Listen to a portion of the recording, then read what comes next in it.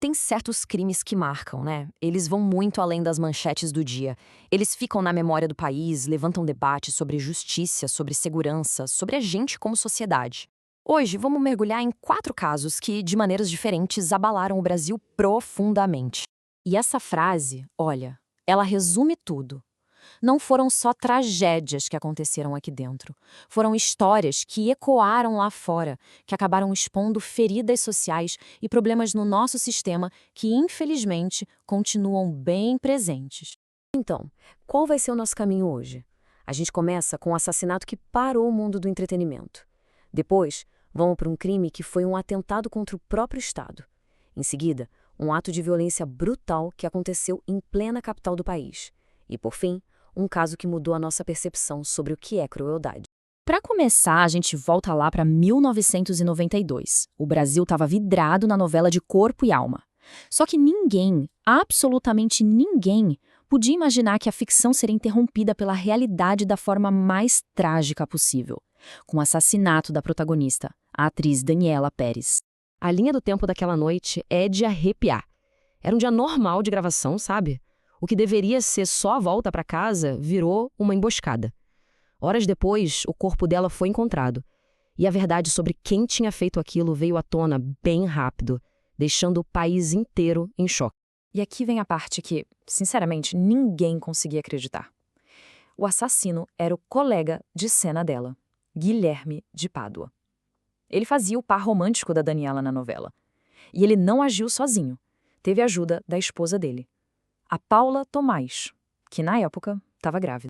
A brutalidade do crime pode ser resumida nesse número: 18. 18 perfurações no corpo dela.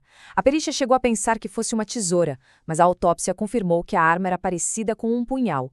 Foi um ataque extremamente violento e totalmente premeditado. E o final dessa história na justiça? Bem, gerou uma revolta gigantesca. Dá uma olhada nesses números. Apesar das sentenças de quase 20 anos de prisão, os dois foram soltos em 1999, depois de cumprirem só um terço da pena.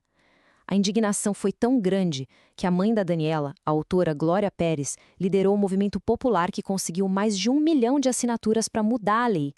Foi por causa disso que o homicídio qualificado entrou para a lista de crimes hediondos.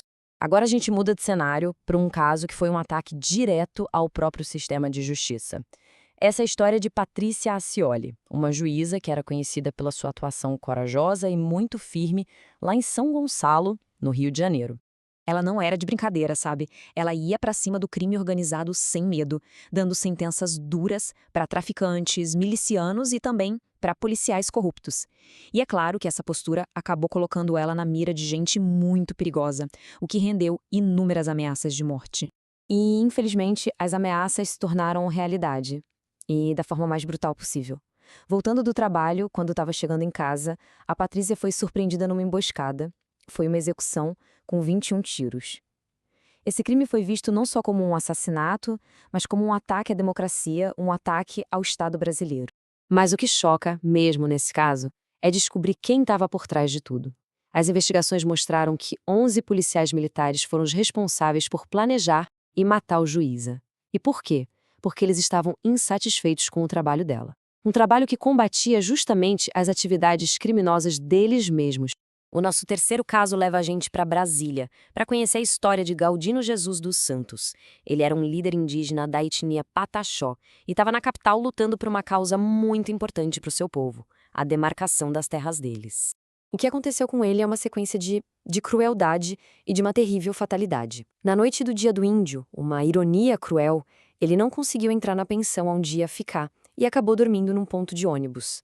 E foi ali, totalmente indefeso, que ele virou alvo de uma violência que a gente nem consegue imaginar. E a justificativa que os agressores deram no tribunal é de cair o queixo.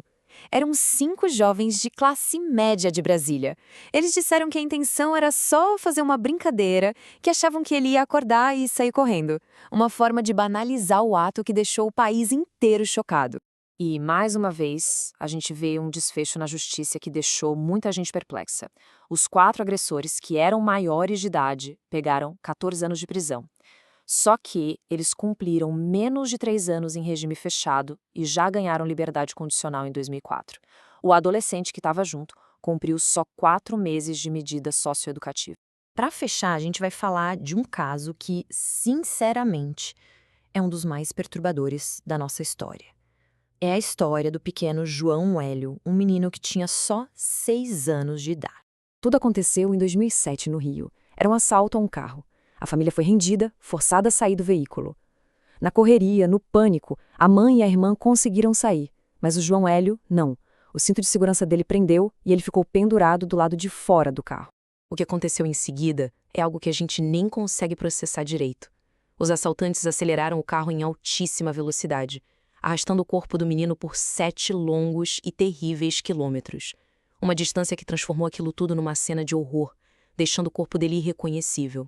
E para a gente ter uma ideia da frieza de quem fez isso, basta ouvir o que eles disseram.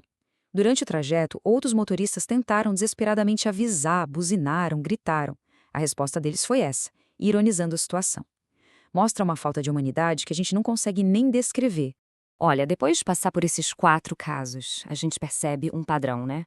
Uma brutalidade sem tamanho e, muitas vezes, uma justiça que parece falhar, que parece não ser suficiente. Fica a pergunta no ar. O que essas histórias ensinam pra gente? E como é que a gente, como sociedade, lida com feridas tão profundas que parecem que nunca vão se fechar de verdade?